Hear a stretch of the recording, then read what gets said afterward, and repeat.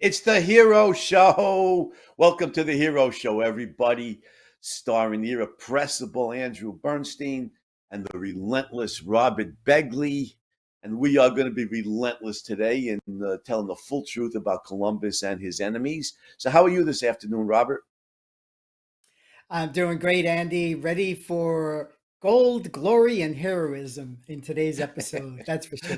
Not gold, glory, and God. Wasn't that the motto Uh, of the conquistadores? yes, we'll cover. Yeah, we'll definitely cover that as well. But when I was a kid, you knew this poem, right, Andy? In 1492, Christopher Columbus sailed the ocean blue, right?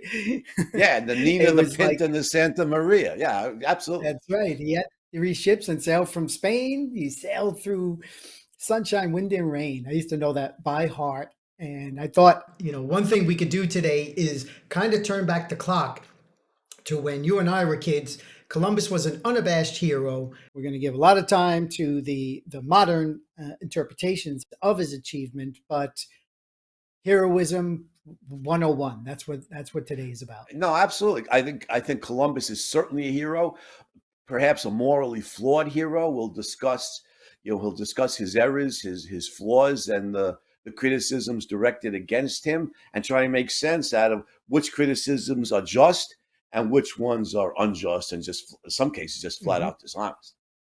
Yeah. So If where do I you could, so if I, go? So just let's point if, his dates: 1451 sure. to 1506, right? So 14, there, yeah. And 1451 guess to what? 1506, born somewhere in Genoa. Nobody knows where or when for sure, but that's as much as we know of his birth, Oh, right? yeah, there's some evidence, and I'll get to that in a little bit. But Andy, a watershed moment in human history, 1492. The world, we can look at the world before and after, and there's no other date, perhaps except whether it's 4 BC or 0 AD, whenever Christ was born.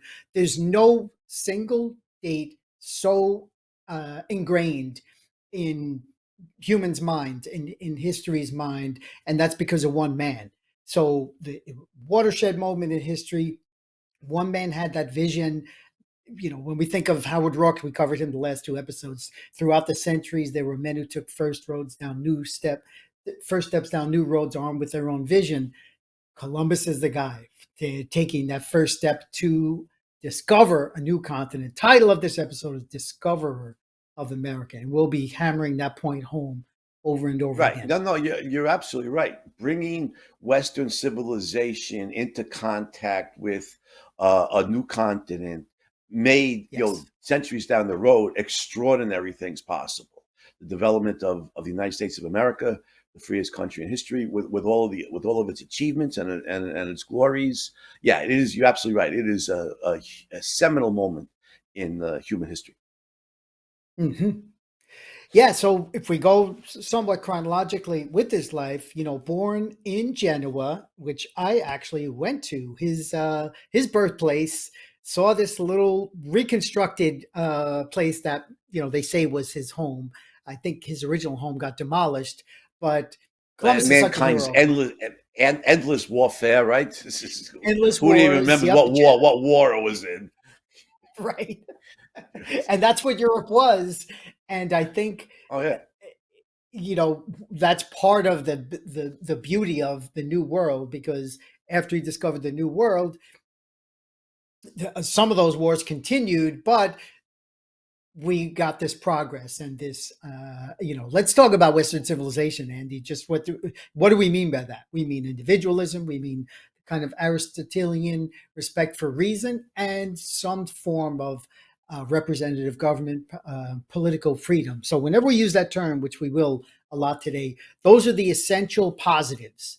Okay, there were yeah. other What? negatives that it inherited, such as slavery, but go ahead, you're going to jump in. Yeah. Western civilization at its best. I'm Yes. reminded Yes. when somebody asked Gandhi what he thought of Western civilization. He responded he thought it would be a good idea, but which is very funny. But Western civilization is, has been for a long time at its best a very advanced civilization. And you're absolutely right. Founded in the Greeks with Aristotle in particular, who really taught mankind how to think, developed the field of logic, applied it to observational evidence. Knowledge is gained by logical, non-contradictory thinking about observable facts. This was a watershed moment in human Yes. history. The Greeks made so many advances, and Western civilization at its best. You're right. It's a commitment to reason, and everything that involves rational philosophy, science, the arts.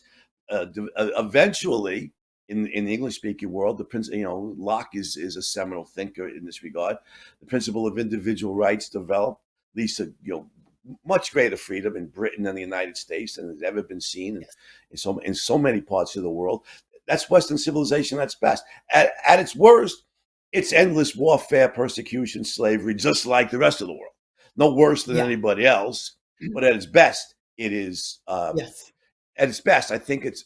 If we agree with Ayn Rand, and we do, that the good is that which promotes human life, then Western civilization at its best is the greatest civilization in human history.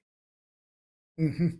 Yeah, absolutely. And one other point, Andy, that we could also mention is the egoism, the concept of an ego. And Columbus had Mm. an ego. He definitely was for personal profit, was his motivation since childhood.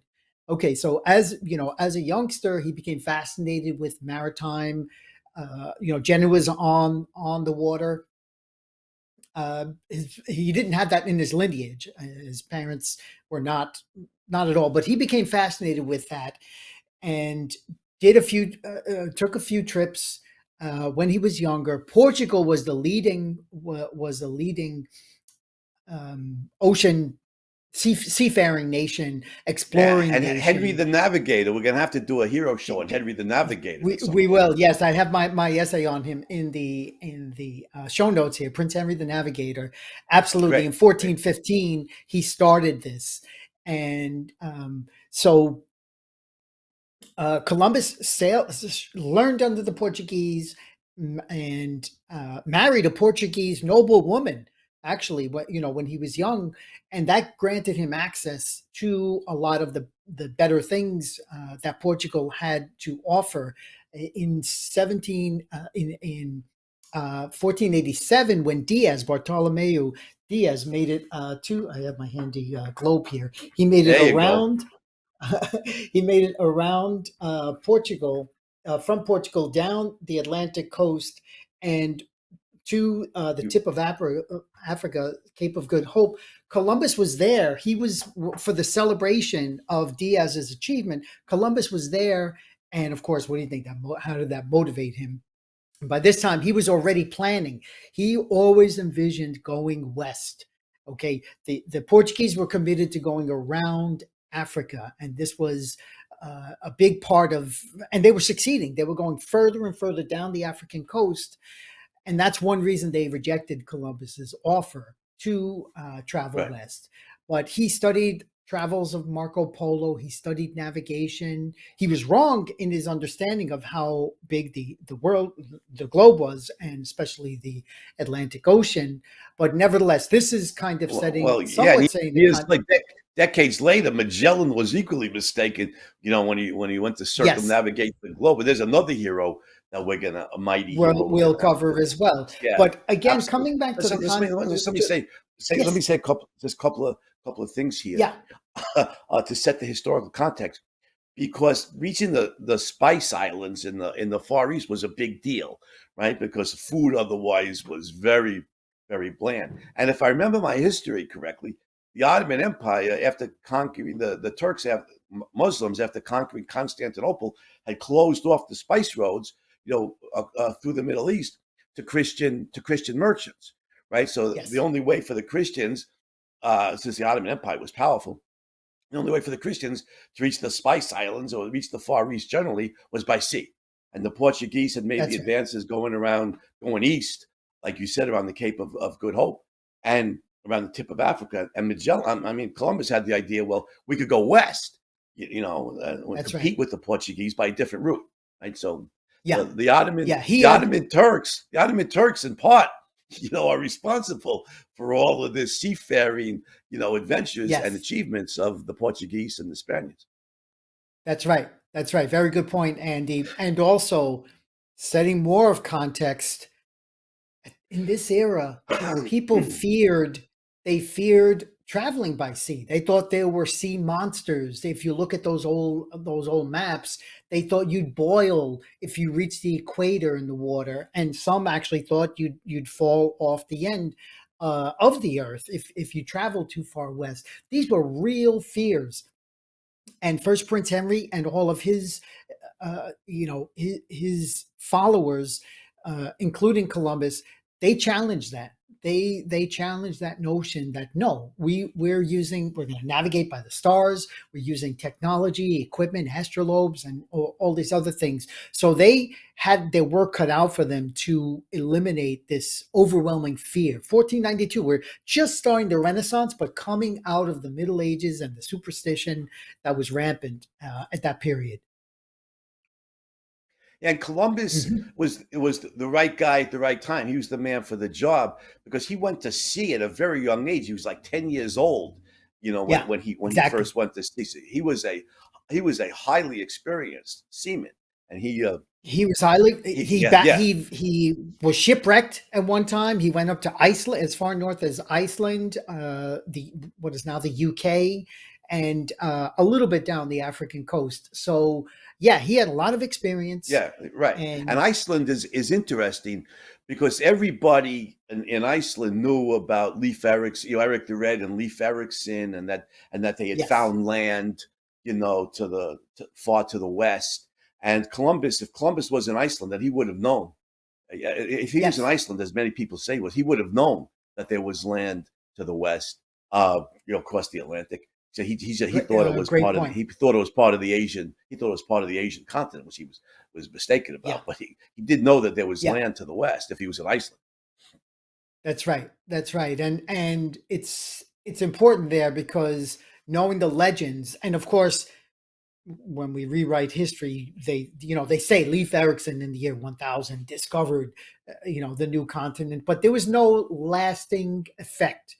Okay, here's why we say Columbus discovered America, is Right, because it is the lasting effect. right. Again, Well, the world has not been the same. they briefly colonized. Where was it? Newfoundland. But Yeah, Newfoundland. Yes.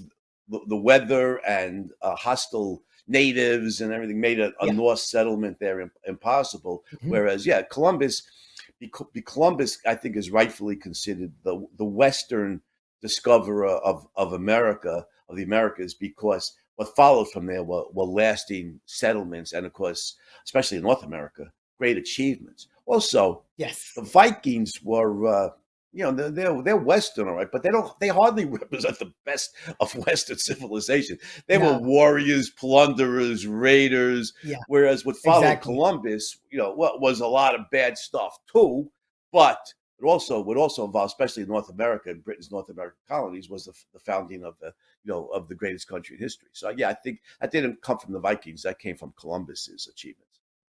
Yeah.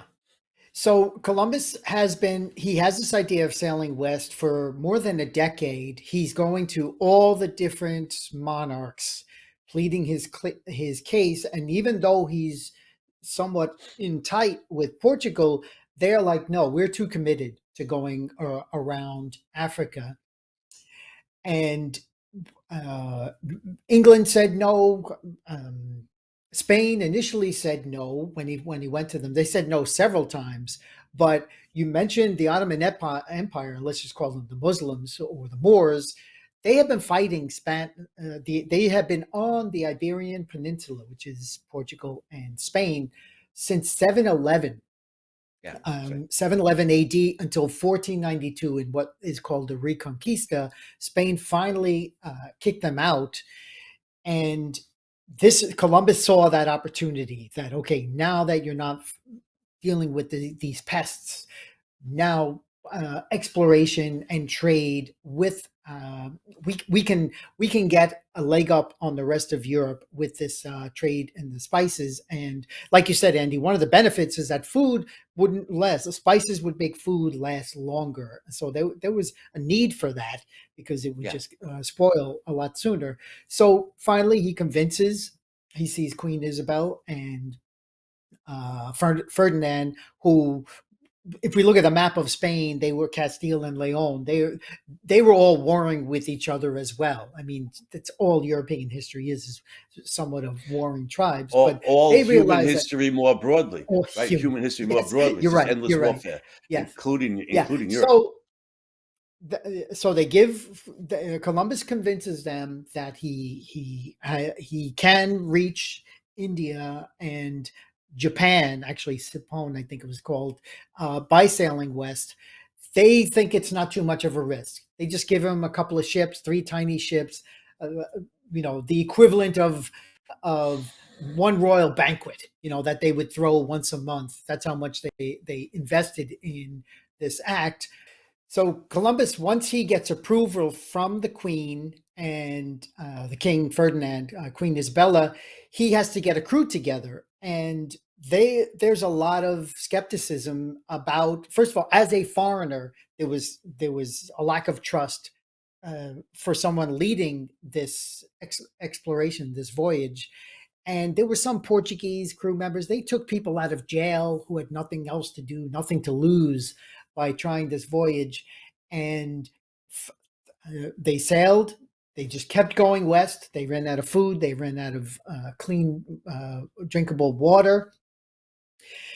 From August, 33 days later, they start to get they see flies and they see these all of seagulls, all of these signs of life and land. And then finally, I think it was like 2 a.m. on October 12th, which is Columbus Day. That's why it is Columbus Day. Uh, Land ho or tierra in Spanish, they discovered land. So in the it is what is now known as the Bahamas. So that was the arc of the first voyage, finally making it there. It's a long way south from Spain. So they assume they had Yes, to follow the wind. They had to follow the winds. I trade assume winds. Yes, Columbus was enough of a seaman to know how to sail west. Sailing back east, back to Europe, what I understand was very very difficult because yeah. you're going against the You're winds. going But against the trade winds, and also he miscalculated one of the many times he was wrong. He thought the world was 75% of its full circumference. So that was one reason and when he went to Portugal, they said his calculations were off. That was one reason they didn't fund him. So there were some, there were legitimate reasons to not believe his journey and his plans. But he was a cartographer and navigator, explorer. Uh, but more than all of that, Andy, he was committed to a vision. He knew by sailing west, you would come upon land at some point, and that's exactly what he did against everybody else's. You know, all of the everyone who had some sort of like power and money, against all of their wishes, he stood alone, saying that's the case. And actually, Elliot, if we could show the other, I've seen statues of Columbus all over the world. But oh no, I'm sorry. In Barcelona, one of my favorites is in Barcelona, which is he's pointing to land, and where this is positioned in Barcelona is actually pointing towards the he's New pointing World. he's So pointing west. He's pointing west, I assume. that's yes, exactly. So he makes it there, and then now, Andy, we could talk about the encounter with the natives between the two and the kind of beings that they were by comparison to the Europeans. Yeah, well, the you know, Columbus called them Indians, right? And so let's get the terminology straight first of all. Uh, Columbus called them Indians because he thought had reached the Indies. And by the way, I just wanted to say something even before that, because about educated Europeans doubting, whether you could arrive at land by sailing west. It really shows how primitive times were compared to today, because the Vikings had actually done it. It was not hypothetical at that point. They had done it, but how much of Vikings were way up in northern Europe, and how much is that knowledge was actually shared? There's no way to email it to email it to somebody or post it on social media. Snail mail letters were the only. There was no telegraph, telephone, radio, television. Snail mail letters were the only way to communicate information. I'm not sure how literate many of the Vikings were, because they were warriors. And what language would they have written it into, the Spaniards or the Portuguese anyhow? So, it's Yeah. interesting. In primitive times, even in Europe, which was way more advanced than the tribes we're going to talk about in just a minute, knowledge was probably not disseminated nearly as widely as we might think it had been. But Yeah. yeah, let's get to the native tribes, because Columbus called them Indians. You and I were growing up. They always, in North America, they always referred to as American Indians. Uh, I was thinking the Washington football team, by the way. That can't be called the Redskins. Can't be called the Redskins anymore. God forbid. Hmm. But but Hmm. but but they're not from India. We know that today. So now they're called Native Americans or indigenous peoples. But the problem with that is they're Asian in origin. They're not indigenous to the North American continent. Now, if you want to Yes. define indigenous peoples as having arrived in the Americas thousands of years before the Europeans, okay. But they're not native to the North American continent. They're tribes we've known for many decades, probably centuries, that they're from Central Asia, Mongolia, Siberia, the Central Asia area. And a lot of those tribes, both in Mongolia, in Central Asia, and in the Americas, were very warlike. So anyhow, so what locution should we use? Indians, indigenous people, what We call Native them Americans, we call them natives. Yeah, just natives for now. I think is yeah, at natives? least Okay. for Yeah, well, yeah. some of the tribes that Columbus came upon, I know were relatively peaceful, but very very primitive. I think people, from what I've read, people were running around naked. I mean, nobody was Run wearing, around you know, naked, no wheel, no written language. Things that we all take together, including the people who criticize Columbus. Uh, just no advanced. This was a primitive society. There's no better term. They were a primitive society, lived hand to mouth, or as Thomas Hobbes called it, life was nasty, brutish, and short. And if you happened to be in the right tribe at the right time, you could have had a few perks that made you live 6 months longer yeah, it's than your neighbors. it's it's it's really amazing, and I think, and I'm no anthropologist, I don't, so I could be wrong on this. I think in Central Asia, uh, well, actually, I take that back. I don't know how advanced the Central Asian tribes were. The Mongols conquered the world. I mean, after all, Yeah. uh, Yep. but I don't know. I'm assuming they had a written language, and had made some advances. But in the Americas, the first written language I know of was Sequoia. Was a Cherokee? Mm. Wasn't a Cherokee tribe in 19th century? Was the United States by that Wow. time? Wow. And I mean, Okay. maybe other tribes. I mean, the Aztecs, the Mayans, the Incas had advanced civilizations. They must have had a written language, didn't they? They By advanced yeah, in mathematics. In yeah, mathematics, certainly by comparison, but also the tribal rituals, pulling out a beating heart out of a yeah, sacrificial victim that and was the holding, Aztecs. That yeah, was the and Aztecs holding right it there. up. So yeah, yeah, and these guys all were, this was part of life. And today it's totally glorified. It's supposed to be this land of paradise, and it just is not. So this is who Columbus It's nonsense. Yes, nonsense. en- No, en- now, encountered. there was a tribe, the Carib tribe, right? Who I assume the Yes, Caribbeans named after, Caribs. who were Yes. Hmm. brutal warriors and cannibals, as I recall, who preyed on the Yes. tribes that Columbus first contacted. right? On the other, Um, yep, on the surrounding tribes. Yeah. Yeah, and Yeah. the And cannibal practice cannibalism. mhm, But we should mention the Aztecs because this glorification of indigenous, the one of the people want to celebrate Indigenous Peoples Day. Well, let's get the full truth. You're right about the Aztecs. They were much more advanced civilization than the other tribes, but brutally conquered the other tribes, subjugated, enslaved them, used them for human sacrifices by the thousands, ripped out their heart, like you said. And when Cortez and the Spanish conquistadores following Columbus, who were also brutal, brutal guys, conquered the Aztec Empire with like a handful of Spaniards because why? yep. Yeah, because the other tribes that had been brutally enslaved by the Aztecs and subjugated and used for human sacrifices sided with Cortez and the Spaniards in the war against the Aztecs. Yeah. And that Yeah, plays out. Montes That plays I out. was gonna say, Andy, It, Montezuma go ahead. himself was he was betrayed by his own. He was killed not by the West, by Cortez and his crew. He was actually killed by natives who were not happy with what he was doing. And so, yeah, that's certainly that's a little bit farther forward of Columbus. But this is what we're saying. They could also, one other thing, they couldn't distinguish when they saw men on horses. They actually thought it was one entity. They were shocked, seeing this beautiful creature and a man mounted on it who is now a symbol of power. They couldn't tell that there was a difference. And one of the many ways that Columbus uh, got over on them, because they even thought he was a god and that there was this great god coming from the water. Part of their rituals were these stories about gods coming over. So between the dress, which was more advanced, the armor was more advanced.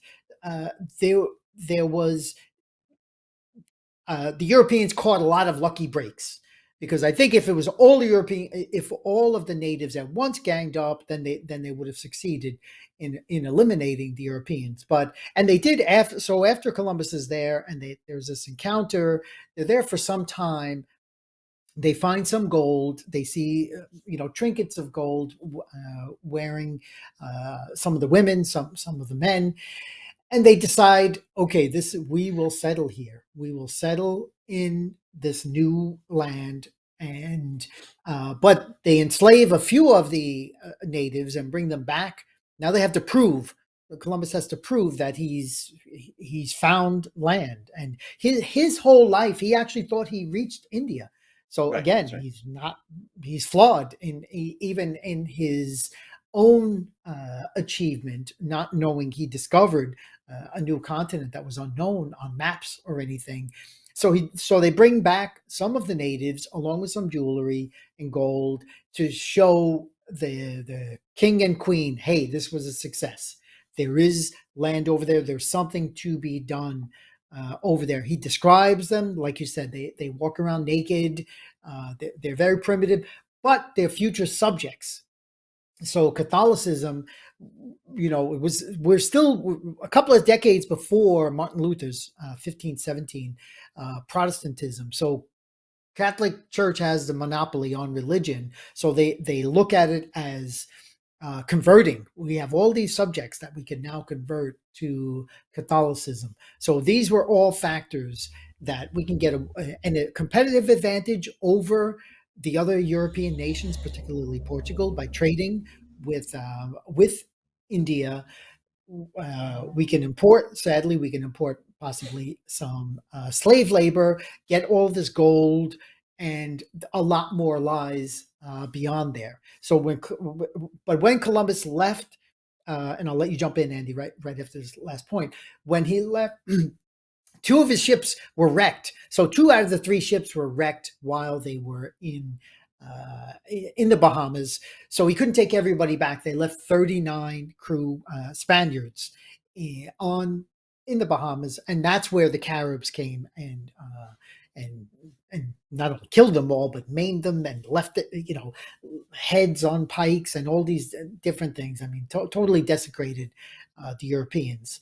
So that was the first voyage and the reaction to it. Yeah, well, from what I've read, the Caribs weren't just primitive, but they were savage and Yes. cannibalistic. So Yeah. yeah, this Hmm. was, this is part of what the indigenous peoples were. And you're right that, Yeah. if the native tribes had banded together against the Europeans. Well, the Europeans later on in North America may have triumphed anyway because they simply had, superior civilization.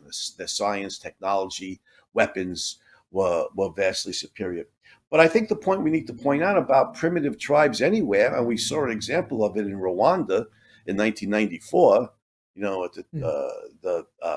the Hutus murdering some 800,000 or 900,000 Tutsis. I understand that racial hatred was exacerbated by European imperialism. Nevertheless, tribal conflicts plague the African continent, and have, Yeah. going back much further than European imperialism.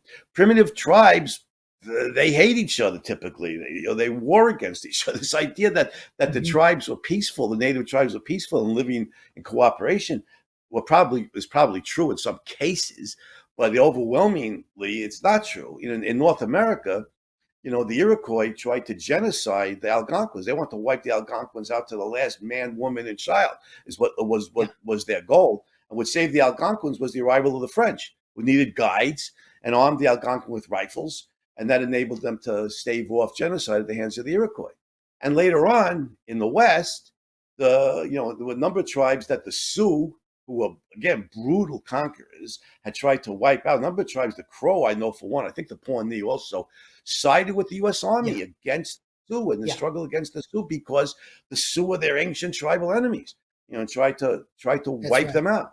And so, uh, primitive tribes warring against each other, very difficult for them to band together against a new enemy because they have centuries of conflict in the past and Yes. hatreds built up, festering towards each other. Yes. With the Europeans, these were new guys. These were new kids on the block. They had no That's ancient right. tribal warfare with them. So the Europeans lucked out in that regard.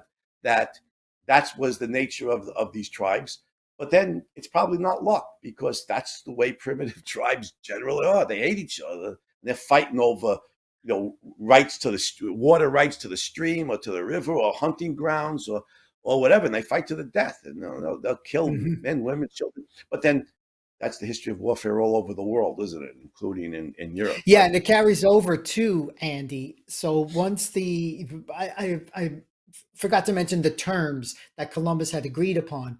His favorite title was Admiral of the Sea.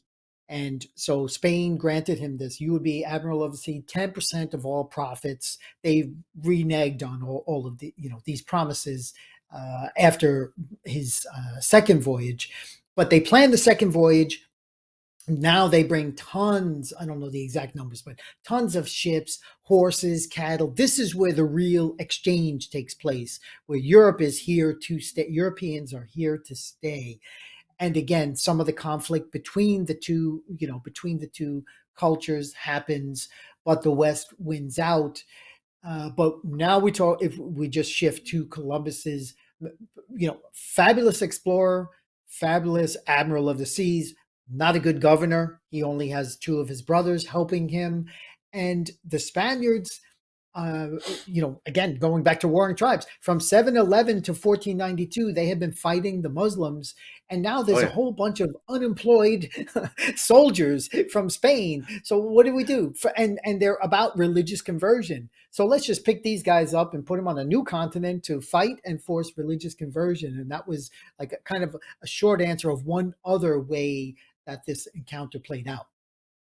yeah, it is a good Uh, idea. Let's go send them to the new world. Well, that's always a problem, in a militaristic society. What do we do with yes. all the war's over? What do we do with all these soldiers? They have no. Yeah, Very often they have no other that's right. skills but warfare. That we don't have the That's money right. to pay them, so they riot and loot and burn down the city. So it's good. Yeah. What a convenience for And the Spanish crown. We have this whole new world. Send them over there. And if they send kill them off over all the there. native, And if they kill off the native tribes, well, better than burning yeah, down European cities, I suppose, was their mentality. yeah, yeah. And actually, one of the good things I like in Tom Bowden's book, Enemies of Christopher Columbus, is he draws a distinction between the Spanish and Portuguese. Um, explorers and conquistadors. Let's actually say the difference. An explorer is they want to just travel, explore, discover. The conquistador is there to conquer. So you mentioned Yeah, oh yeah, Cortez, and Pizarro, oh, was the other one, Pizarro Pizarro, right? in Peru. Yeah, Yeah, yeah, they right. came to, to conquer, to find the land of gold, and make the natives subjects. But the northern, if you look at North America, there's a sharp distinction. They didn't come here for conquest. They came here to settle, pretty much to get away from religious wars that were taking place in Europe, and they had a whole different approach. They were leaving the old world to find a new and better way of life. And if I could just mention briefly the film 1492, the Ridley Scott film, which I absolutely love, came out in the year 1992, exactly 500th anniversary. But one of my favorite lines in it is Columbus talks to Queen Isabella about everything that's going wrong uh, in the New World, and she tells him, she's like, the New World is a mess, and he says, and the Old World, that's a lot better, like all of You're its right. history of plunder and conquest, etc. So initially the idea was, yeah, let's create a new world. And in the film they show a building, Leonardo's Da Vinci plan for like the ideal city, and Columbus wanted to, he wanted to use that. So now some of the Renaissance ideas are coming to, maybe we could try this out. Was it, it took, clearly it took a long time for this um, to come through. But and again, especially when the Northern Europeans came, because it's a totally different way that the Northern Europeans from the Southern, the Spanish and the Yeah, I Portuguese. I think. mean, it plays out to this day. Oh, absolutely. I think we should point out, although the British certainly have their flaws. What they did in Ireland, for example, was just Yeah, yeah. an absolute atrocity. But the British are also more advanced than the Yeah. Spaniards and the Portuguese. Jamestown was 1607, was it 1609? I forget Yeah, what I'd year like it to was. cover John Smith, actually 1607. That's another future Yeah, hero, John Smith, who was a yeah. self-made man, the more of the American ideal. But yeah, but similarly It's it's Columbus, and it's said. But anyway, I just want to make the point about the British. It's 17th yeah. century. British settlements in Jamestown, and later on, in Massachusetts Bay Colony and Plymouth Rock is the 17th century. Well, by the 17th century, the British are starting to develop the principle of personal liberties and individual rights. I mean, Yes, John Locke's yes. dates of 1632 to 1704, and Locke codifies this into formal principle of unalienable individual rights, to life, liberty, and property, as he puts it in the two Hmm. treatises of civil Hmm. government. And the British are are just a more advanced, morally more advanced, I think, developing the principle of individual rights, which doesn't stop them from perpetrating atrocities, like we mentioned in Ireland and some Yeah. probably in North America. But Hmm. nevertheless, this was a more advanced culture morally, and like you said, was there to Yeah. settle and grow, not so much to plunder, rape, rob, and pillage, and Hmm. and conquer. Hmm. And besides, Yeah. uh, So go ahead. just let me mention, Clark Whistler wrote an excellent book, Indians of the United States. You could tell it was published like 1940 because Indians is in the title. He was an anthropologist from Columbia and a curator at the Museum of Natural History. Those North American tribes were his specialty, and he had great sympathy for Indian culture. Well, he points out in that book, and by the way, Tom Bowden, I found out about it from Tom Bowden's bibliography. I got it Hmm. from Amazon. But he Hmm. points out the conflict here was a lot of give and take. Those Indian tribes, some of them were warriors, and warlike tribes, and they gave as good as they got, from the Europeans. You have a culture Yeah. conflict, and Yep. those warlike tribes were formidable. Were the Iroquois in the east, the Sioux, and the Comanche in the west, and other Hmm. tribes. These were powerful warriors, and Yeah. the conflict was often brutal on both sides. But On both sides, you know, yeah. And yeah, also, on we both didn't sides. mention yet the whole disease. part that Right. That's right. the That's right. Most, Indians didn't have any yeah, kind of inoculation to most of the smallpox. depopulation we know today. Most of the depopulation was not perpetrated by Western atrocities, but by disease for Yes, whom the native tribes had no immunity. Just like the Europeans couldn't penetrate into Africa because for centuries because they had no immunity to malaria, and so the slave traders had to that's stay off right. the coast and trade Yeah. with powerful African tribes who enslaved weaker tribes. And the Europeans Yep. couldn't penetrate into the interior. So yeah, disease was the major cause of what depopulated the Indian or the native population in the New World. Hmm. Smallpox, right? Smallpox and maybe measles, but That's right. definitely Smallpox. smallpox. Yeah. Yeah, Yeah. smallpox. So Columbus has failed as a governor, as an administrator. They bring him back in chains, which is actually the cover here. He's actually in chains, and throw him in jail. This is like right out of an Ayn Rand novel. Like take a hero, take someone who sees against everybody else, and something goes wrong, and basically the mob takes him back and throws him in jail. When the queen found that out, she always had Queen Isabella always had a good relationship with Columbus, and she had him taken out of jail and then allowed him one more voyage with small number of ships. He comes again, passes Cuba, which they thought again he thought Cuba was part of India, and he goes to the Orinoco, the mouth of the Orinoco River, and that's where he realizes there's a gigantic landmass here. There's a new continent that was not reported, and although he never like officially like touched the mainland, I still say conceptually he's the one who discovered this new world and everything that came after him. As I said, it wasn't there before, and so the There's lasting no effect question. You're and right. There's no question. You're right. There was no European colonization following Eric the Red and Leif Erikson. The European that's right. colonization That's right. followed Columbus. So That's right. that Yeah. in discovering America in the sense of bringing it into contact with Western civilization, bringing West being the harbinger of Western civilization Mhm. coming to the New World, it's Columbus. Well, it's Yeah. definitely.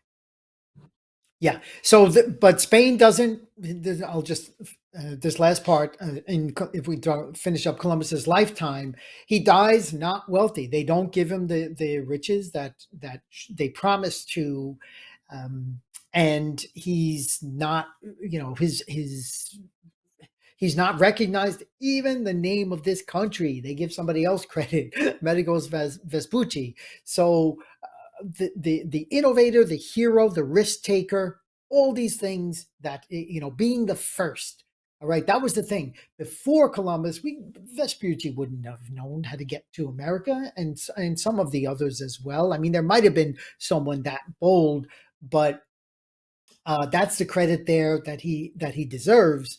And after, if we go, so his son tries to write his story, continues to write his story, doesn't want the legacy and his achievements to die.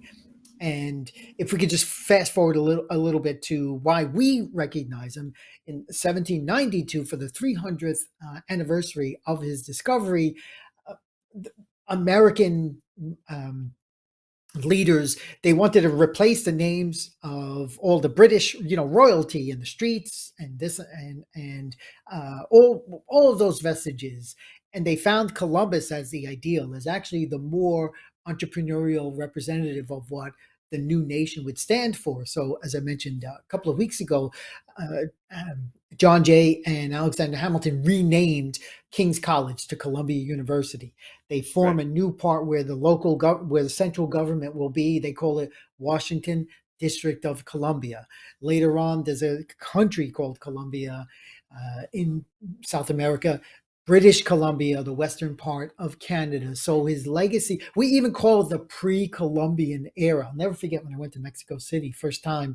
It was really fascinating to see the pre-Columbian, then the colonial right after Columbus, and then the modern architecture, and that was like really fascinating experience there as far as the impact and the before and after about Columbus's legacy.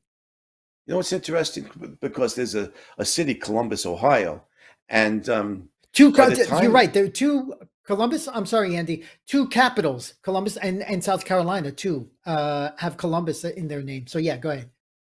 by the time American pioneers had pushed far enough west, to reach present day Columbus, Ohio, they had to be well into the 19th century, and yet still named it.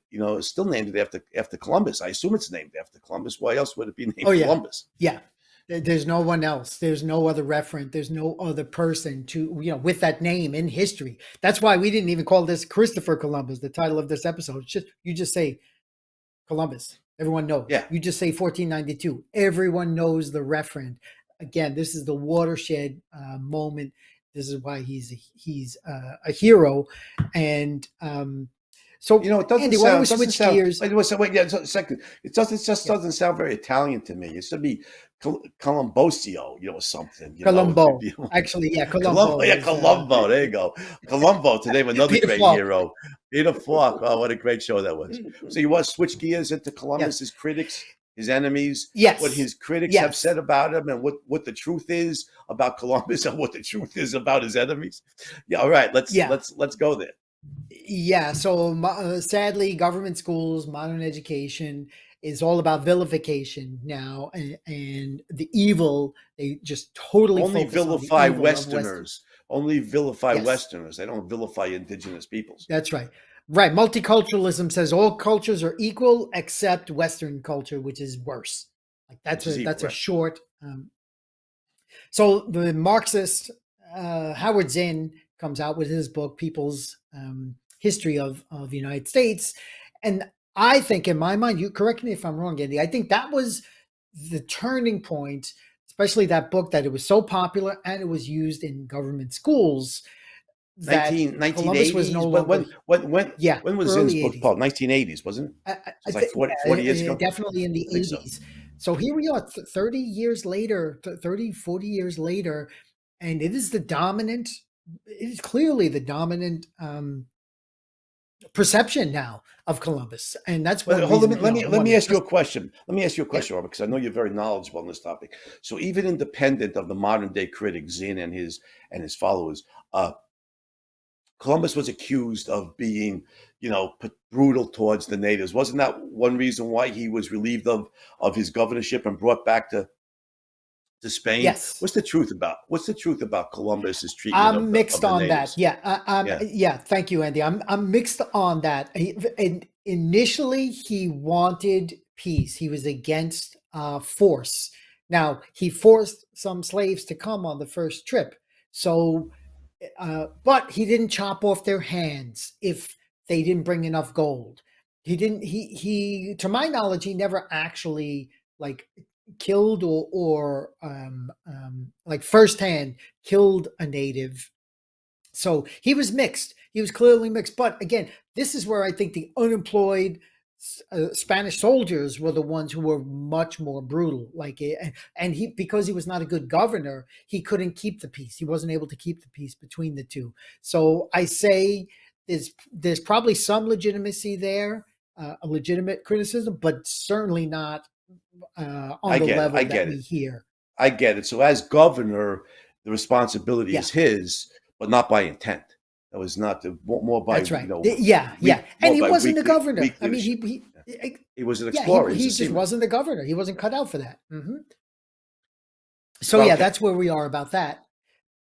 okay, So all let's right, go got it. to To the Howard moderns Zinn. and Oh yeah, well, I got a lot to say about go ahead. Zinn. You have the floor, Andy. Go Yeah, ahead. well, yeah. By the way, just as a personal aside, when the For Beginners series hired me to write Ayn Rand for Beginners in 2009, I think that was. The other Mhm. book that they were writing at the same time was Howard Zinn for Beginners. So he had Ayn Rand, not by me, obviously. I wouldn't write a book about Howard Yes. Zinn, except to cremate him.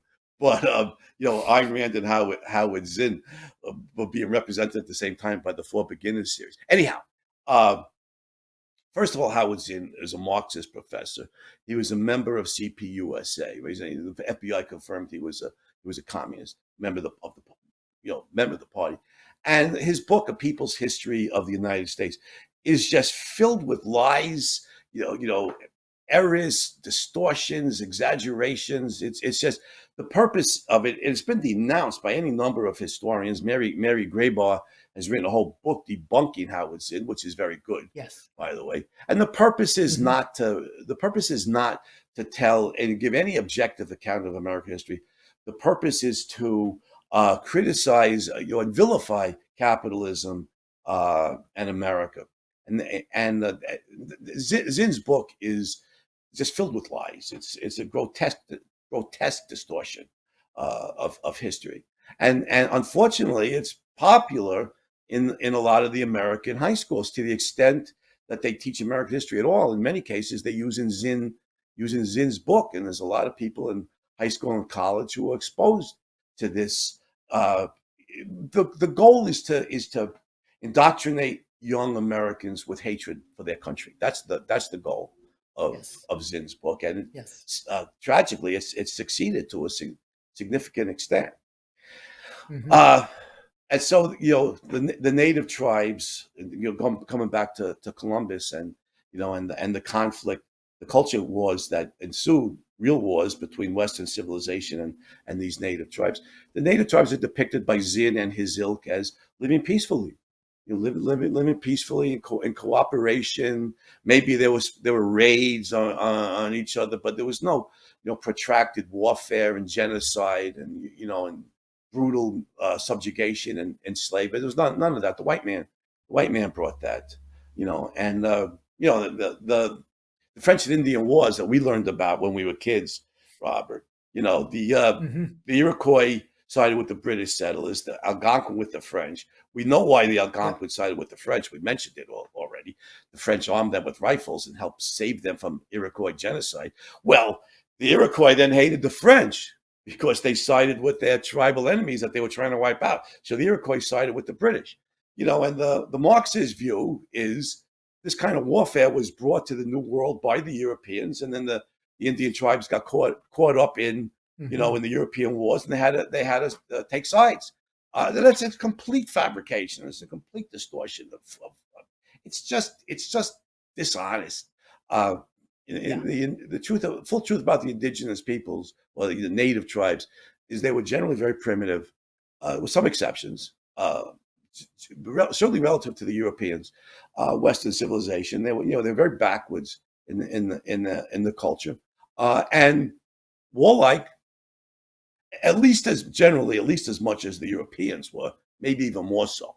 So you had two warlike tribes in effect, fighting over the continent, and obviously the more advanced civilization. One moral question that arises is land ownership.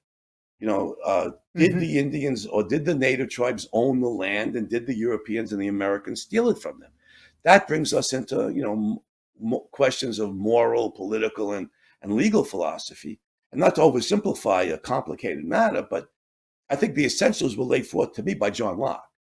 What land ownership consists of, and that Hmm. is, you settle the land, you improve the land, you build on it, you build habitation, you grow crops, and that the Western tribes and some of the Eastern tribes did that, and helped the pilgrims. Right, that's why we celebrate Hmm. Thanksgiving. They helped the pilgrims, Hmm.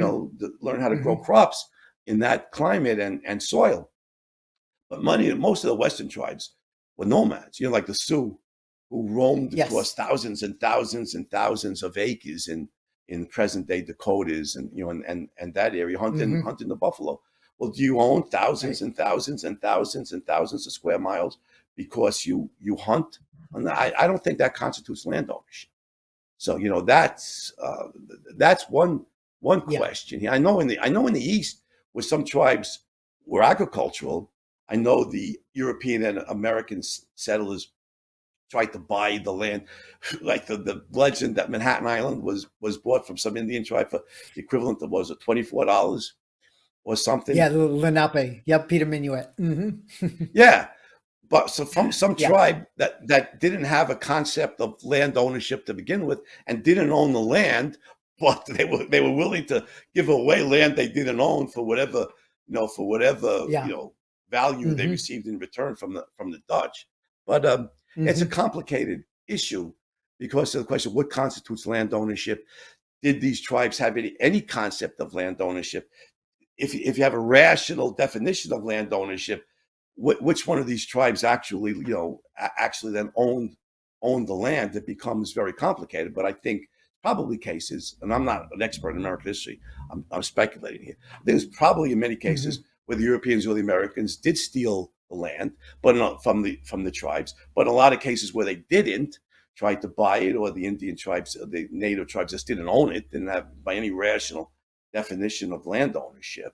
And I think one thing I want to say about the Americans, Robert, because this all Hmm. this follows from Columbus, and all of this is just Yes. ripped into by Howard Zinn, is the Americans sometimes were brutal towards the native tribes. At Wounded Knee, they massacred several hundred, three Hmm. hundred was it? So men, women, Hmm. children. It was just brutal.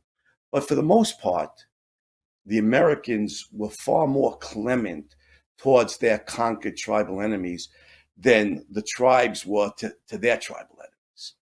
Yes. The tribes, these native tribes, were vastly more brutal generally to their enemies Yeah. than the Americans would. Put them on reservations generally rather than wipe them out, which what Hmm. the Iroquois was trying to do, and what the Sioux were doing to some of their tribal enemies. Putting them on reservations, you know, is where there's life, there's hope. Furthermore, you know, as time moved forward, some of these the natives were then free to leave the reservation, get a secular education, have a productive career, and assimilate into Western civilization and have a much more advanced and fulfilled life that Western civilization offered than the endless, tribe and the hunting, gathering, warfare, if I can call it a culture, Yes. of those Western Yeah. tribes. So, and a lot Hmm. of Hmm. a lot of them joined the. I think it was. I don't know if it was the Sioux. Who was that? It was one of the Western tribes. A number of them joined the U.S. military. Fought Hmm. bravely in the second and effectively in the Second World War, and Yeah, that's right. They adapted. so They adapted yeah, to a and better way assimilated. of Some of life. them, Clear. yeah, some of them assimilated. Uh, I went to college in South yeah. Dakota.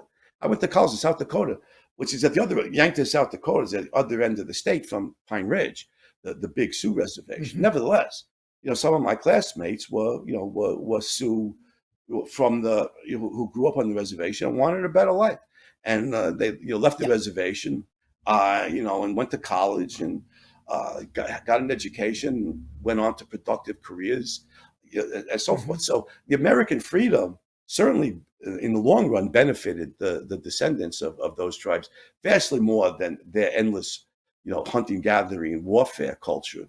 I didn't like to call it a culture, but Yeah. the hunter, or even a lifestyle, hunting, gathering, warfare, death style. I think would be more accurate. What was Yeah. the life expectancy? Yeah. What was the life expectancy? Did it reach Oh, 30? in the I don't. 20s. I don't. Yeah. Yeah. Right. It was. I think it was in the 20s. And And again, women the were brutally. You remember Dances with Wolves, which I hated that movie because it was the whole glorified point of them. it was, It glorified yeah, them. yeah, Hmm. yeah. The U.S. Army's evil, the Americans are evil, and the Sioux were noble. But Yeah. nevertheless, remember they showed that one scene. I saw it once. I couldn't watch it another time. They showed that scene once. They were dragging the woman by the hair. Do you remember that scene? I Hmm. vaguely Yeah, I do. remember. You know, Yeah. even this movie that glorified the Sioux and vilified the U.S. Army still showed the brutality, and the Hmm. brutal subjugation of women, in those. So Yeah. they're warriors, man. Anybody who's smaller and weaker than you just dominate them in any way it takes. Yeah. Yeah, sadly, and Andy, we're somewhat getting a reboot of Howard Zinn if we push forward the whole 1619 project and that it's Yeah, filled with right. lies. It's purposely motivated about America being, it's clearly anti-capitalist, but also anti-individualist, anti-reason, all the things that Western civilization stands for. And if we push forward 30 years without major resistance, we'll have the same view of current history that Howard Zinn's book, who probably is Yeah. a multimillionaire by now because he makes money, so much money on the sale of his book, and he's a Well, celebrity. he's Hollywood he's loves not. him. He's no longer with us, but yeah, he probably Okay, probably was a was multimillionaire. Thank you. glorified by Matt Damon in Goodwill I Hunting, know. In Goodwill Hunting, as I yeah, recall. yeah, he Yeah, trashes, actual scholars. So just a couple of more things that I have, Andy, to wrap up. But the idea, looking objectively, it's hard to look objectively at what Columbus has done and say, he's evil, he's all these negative things about him, that would make him, you know, uh, be the cause of so much vilification. So one thing I would do, and I have a couple of firsthand experience with this. Uh, Ellie, can you put the other statue up, please? So I would, when Carrie Ann taught at Marymount Manhattan University, college. I would give walking tours to her freshman students about New York City, and I'd always bring them to Columbus. This is Columbus Circle, 59th Street, 70-foot pedestal that celebrates, personally, every Columbus Day. I would always go in New York it's a City good thing to they these built it parades, which 70 feet high, and Tifa couldn't reach up that high to pull the you're right. statue You're down, right? right. That's right. So I would bring the students to Columbus, and I could hear the rumblings like, why him? Brutal, genocide, this and that. And I would simply ask, do you think you'd be standing here right now with an iPhone and all these modern conveniences if he never came here? Okay. And the context dropping is just, it's sad. It's amazing. And again, And this is part gigantic, of the yeah, this is part of gigantic. some of the educational problems. So I've seen this statue my whole life, and looked up to it, but they made some kind of they turned it into like an apartment building. They built like a scaffolding several years ago, and I went to see it. My dream was to stand next to Columbus and be kind of in the same pose as him. So this is me with That's standing nice. akimbo like Columbus, and it was like a big thrill of mine. I have so many thrills. I mean, this guy has always been a hero as young as I've been. I've gone to where he lived, always go to Columbus Day parades, which, by the way, are now, sadly, it's like Italian Americans were the last like group keeping him alive, because they Yeah, realized that his legacy would, no one else is stepping up and saying, this man's legacy is one that we should be grateful for. He is a hero on a right. scale unimaginable, and that's why we celebrate him. And by one last point, Andy, another personal note. I mentioned my mother last time. The last time that I saw her alive, I went to her home with some of my siblings, and we were taking things out of the house because she had a lot of possessions, and I found this little Los Viajes, the Voyages of Columbus, by like Mazzola Oil and Hellman's Mayonnaise. And I asked her, I said, could I take this? And and she just shot me a look saying, you always know what to take. Meaning this was yet another bond that we had, knowing Right. Columbus's heroism. And it's just he will live on in infamy. He was taken, in chains. The view, the predominating view today, again, I go back to Ayn Rand when she talks about monuments, to people hundreds of years after it doesn't matter anymore because they've made their achievement, and they've faced so much opposition throughout the course of their lives, and died not with the glory that they deserved.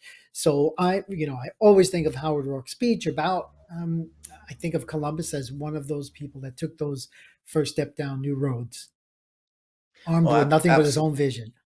absolutely. And you know, Italians still glorifying Columbus, doing it more for nationalist reasons, not the best reasons, but at least they're glorifying him. And now the hero time for the hero worshipers to step up and glorify Yes, Columbus for the right reasons, regardless of ethnicity or nationality. He's a hero, I agree. as I agree. as right. Yep. And so I just want to make a couple. So I'm a philosopher. I want to make a couple last Yeah. moral points about Columbus's enemies. First of all, if you study history, it's it's not endless warfare because there's a lot of civilization. There's a lot of great things that human beings have done.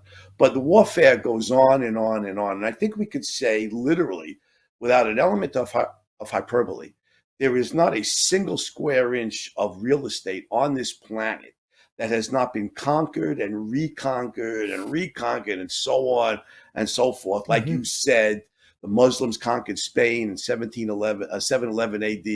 The Spaniards reconquisted, the Catholics eventually reconquered it. God knows how many wars and conquests there were before that, and Yes. so on. Hmm. El And so I Cid. remember, Remember El Cid? yeah, He was one of oh them. yeah, sure, yeah, sure. The war and the Catholic war against the Muslims. In fact, years Crusades. Yep. ago, I was in Norway giving talks about the glories of capitalism and America and everything. One Marxist in the audience said to me, "How'd you get that land from the Native Americans? You stole it from them." And I said and I didn't know Norwegian history, and I said, "Well, how did Norwegians get the land? Who was there?" But I didn't know. I was just guessing. Who was there before them? And somebody shouts out from the audience, "Such and such a tribe that the Norwegians conquered." And the guy shut up. You know, it's just endless. Yeah. It's ubiquitous, and yet the Marxists just they blame the Americans. They'll blame Western civilization. Everybody else gets a pass. Yeah. The Americans and the Westerners who followed Columbus, they're the ones who get blamed for stealing land from the Indians and brutalizing them. To the extent if they did, and to the extent that they.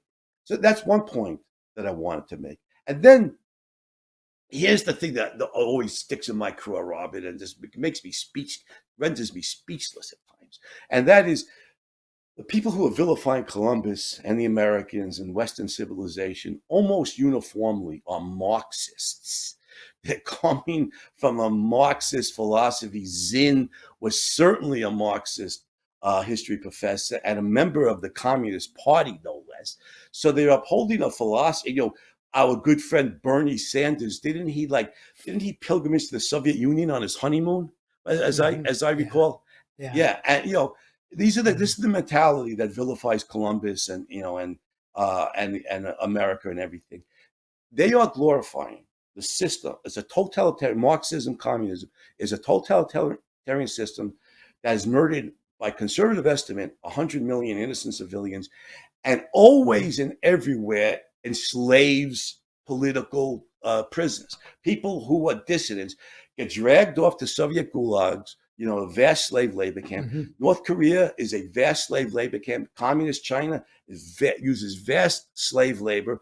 And these are the mentality that founds the 1619 project at the New York Times, claiming America was founded Hmm. to support slavery when so they ignore the amount of dishonesty. Sometimes I'm just speechless.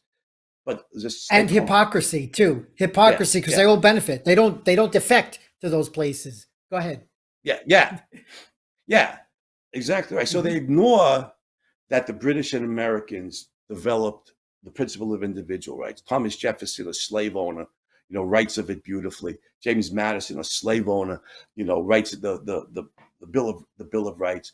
An abolitionist movement develops in the English speaking world first only because of the principle of individual rights. Why is it immoral or unjust to enslave somebody? Because the individual has the right, inalienable right to liberty. And that abolitionist movement, of course, leads the British to become the first society we know of in history to abolish slavery. Uh, Shortly after the French, a few decades later, the Americans in the 13th Amendment. The principle of individual rights the country is founded upon leads logically and inevitably to the abolition of slavery, which the Marxists simply ignore, while Hmm. glorifying a philosophy and a system that enslaves people all over the world to this day. In 2021, as we speak, Marxists are Hmm. enslaving innocent people whose only crime is to speak out against government policy in North Korea, in China, and probably in other communist countries as well. And they did it in Zinn's lifetime for decades in the Soviet Union. Yeah. These guys are freaking liars. They're disgustingly immoral, and they're just dishonest and simply to be dismissed. I mean, everything. I don't need to go any further. Uh, Columbus and Back to his Columbus's heirs, yeah, heroism. Yeah, yeah, back to Columbus and his Columbus's heirs heroism. That are yes, flawed, morally flawed. They may have done things to the native tribes that were flat out wrong, but they were less bad by far. One, yes, than those native tribes were to each other, and two, far less bad than the philosophy and the communist system that's upheld by our enemies, by Columbus hmm and America's enemies. So the proper answer to them is shut your filthy trap. If you really care, about indigenous peoples or blacks or women or gays or transgender, embrace the principle of individual rights, because that's the only yes, protection any of us have. But they don't. They completely repudiate individual rights for collectivism and communism and mass enslavement. No, okay, I'm going to stop. I could go on an epic rant about Marxists, but I think that's enough in the context of supporting Columbus. yes. So to Christopher Columbus, I always take my hat off to you. As I said, every Columbus Day in New York. I'm not in New York anymore, so I don't get to. I'll be up there one of these October 12th for sure. But Andy, I think it's time for a salute to this Yeah, great yeah, man's I achievement. agree, Robert. To a courageous man, a flawed hero, but a great hero nevertheless, who was Yes, was the harbinger of Western civilization, the most life giving civilization in history, to a new that is right. world. And so, Yep, Columbus, we salute you, and Robert, and everybody out there in Hero Land. I wish you a heroic day, and we all should you lead a too. more heroic life. So we'll see you, everybody. We'll see you next week on the Hero Show. See you next week. Bye bye now.